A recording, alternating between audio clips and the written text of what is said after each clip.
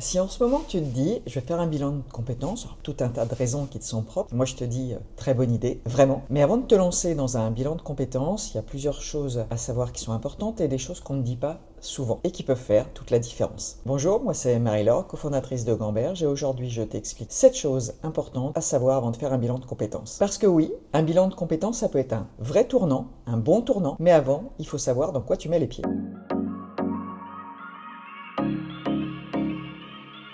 Déjà, première chose, un bilan, ce n'est pas magique. Tu ne ressors pas du bilan avec la réponse de ta vie en 3 séances, façon quiz des magazines que tu fais sur la plage l'été.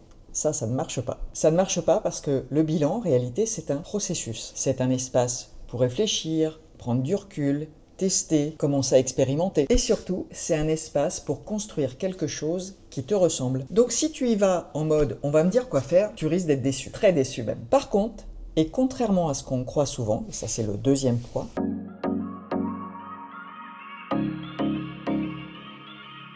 il n'y a pas besoin d'être au bout du rouleau, d'être perdu pour faire un bilan de compétences. Tu peux être bien dans ton job, mais te dire que tu pourrais être mieux ailleurs ou autrement. Et c'est vrai qu'on a souvent cette image du bilan qu'on fait quand on ne sait vraiment plus quoi faire, quand on est, comme je l'ai dit tout à l'heure, au bout du rouleau. Et c'est vrai que ça peut servir dans ces moments-là, mais pas seulement. Et c'est même pas le plus souvent. En réalité, la majeure partie des personnes qui font un bilan ont un job stable. On va dire que sur le papier, tout va bien. Ça se passe correctement, elles sont pas en souffrance particulière. Mais même si sur le papier tout va bien, il y a comme une forme de décalage, comme si elles avaient fait le tour de leur job actuel, comme si elles s'étaient adaptées, suradaptées, au point de ne plus savoir qui elles sont, ce qu'elles veulent. Et c'est souvent là que le bilan est très intéressant. Pas pour réparer quelque chose, mais pour revenir à soi. Reprendre le temps tout simplement de se poser les bonnes questions avant que ça se dégrade. Parce qu'attendre d'aller mal pour réfléchir, c'est comme si on était sur un chemin et qu'on attend d'être au bout de ce chemin pour se demander si on est sur le bon. C'est un peu dommage. Autrement dit, le bilan, c'est pas un pansement, c'est un outil pour réfléchir autrement.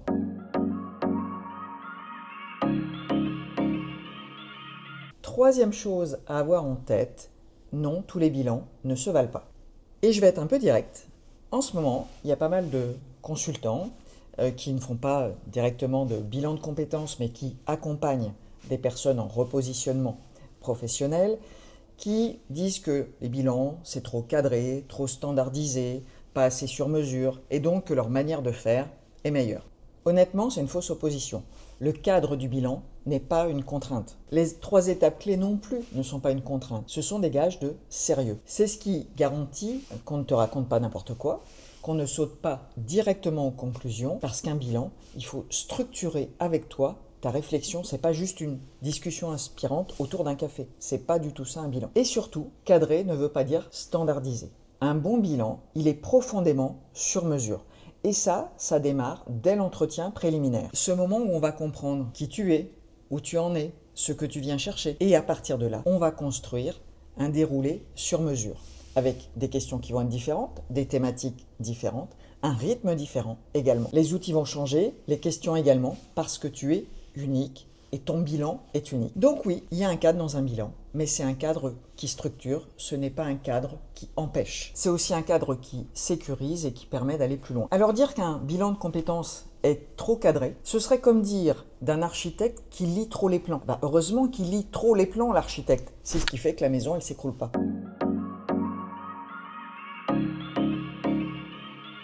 Quatrième point, un bilan, ce n'est pas quelque chose que tu achètes, que tu viens consommer, c'est un projet que tu vas mener. Alors certains arrivent, consciemment, inconsciemment, en disant j'ai mobilisé mon CPF, j'ai payé, donc maintenant apporte-moi la solution. Comme si tu allais chez le garagiste réparer ta motivation.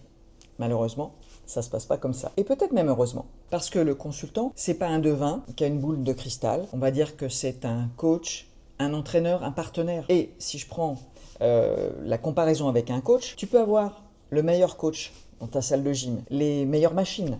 Si ton coach est en train de faire des pompes et que toi tu le regardes assis sur le banc, honnêtement tes petits muscles, il va rien se passer pour eux. Donc le bilan, c'est exactement pareil. Et tu vas travailler pendant les séances, mais aussi entre les séances. Et c'est sans doute le plus important. Et ce travail entre les séances, c'est par exemple quand tu vas creuser dans tes souvenirs pour savoir et te rappeler ce qui te faisait vibrer. Ça va être pour faire des recherches sur des métiers auxquels tu n'avais pas encore vraiment pensé ou que tu n'étais pas autorisé à penser. Et ça peut être aussi d'aller interviewer des professionnels pour confronter ton envie à la réalité. C'est toi qui apportes la matière première, tes doutes, tes questions, tes envies, tes besoins. Le consultant, il va être là pour structurer, te donner un fil, te donner des outils, te sécuriser également. Mais la matière première, c'est toi. C'est toi qui va tenir le volant et le consultant, lui, va être là pour balayer les angles morts et te redonner de l'énergie également. Donc plus tu seras curieux, plus tu t'impliqueras, plus tu auras envie d'aller creuser certaines choses, plus le bilan t'apportera, plus les résultats seront bluffants. Alors si tu veux que ça fonctionne, ne sois surtout pas spectateur de ton bilan.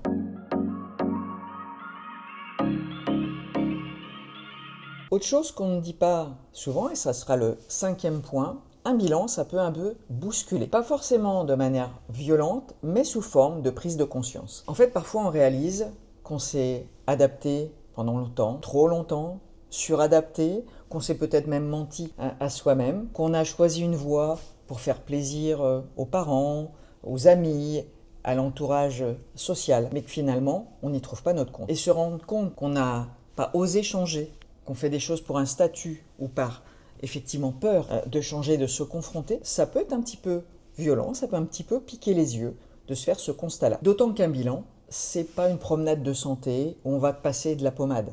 On va être là pour toi, on va agir avec bienveillance, mais on est là aussi pour te confronter, pour que tu puisses avancer dans ta réflexion. Donc c'est normal en bilan de traverser des phases de doute et parfois même de se dire mais qu'est-ce que je vais faire de tous ces éléments qu'on est en train de décortiquer. Le doute fait partie du processus du bilan et c'est justement là que le travail commence parce qu'on ne construit rien de solide sur des faux semblants. Donc l'honnêteté avec soi-même pendant le bilan, ça va être indispensable. Et accepter d'être un peu inconfortable par moment, c'est le signe que tu es en train de faire bouger les lignes. Donc rassure-toi, c'est normal.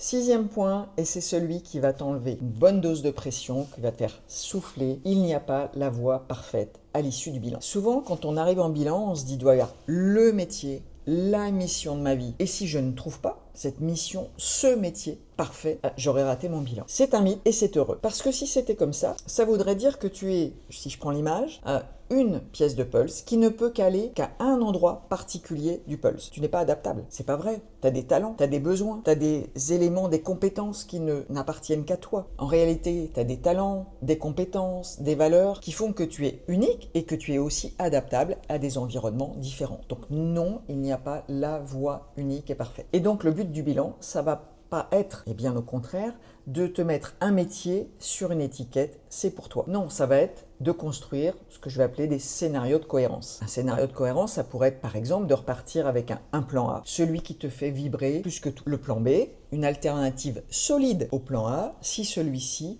demande trop de temps, de formation ou une reconversion trop importante que tu ne peux pas envisager maintenant. Voire un plan C qui serait une idée, un projet, mais pour plus tard. Alors pourquoi c'est mieux cette logique de scénario de cohérence? C'est parce que c'est beaucoup plus sécurisant. On imagine tu n'as qu'un plan et celui-ci finalement tu ne peux pas le mettre en œuvre pour plein de raisons. Eh bien tu te retrouves en pleine face avec le mur du doute. De nouveau, là tu as 3 options solides vers lesquelles tu peux tracer tranquillement ton chemin. Donc le but du bilan, c'est surtout pas de te donner une option parce que ça reviendrait finalement à t'enfermer de nouveau dans une case. Le but du bilan, c'est d'ouvrir vers de nouveaux horizons. Enfin,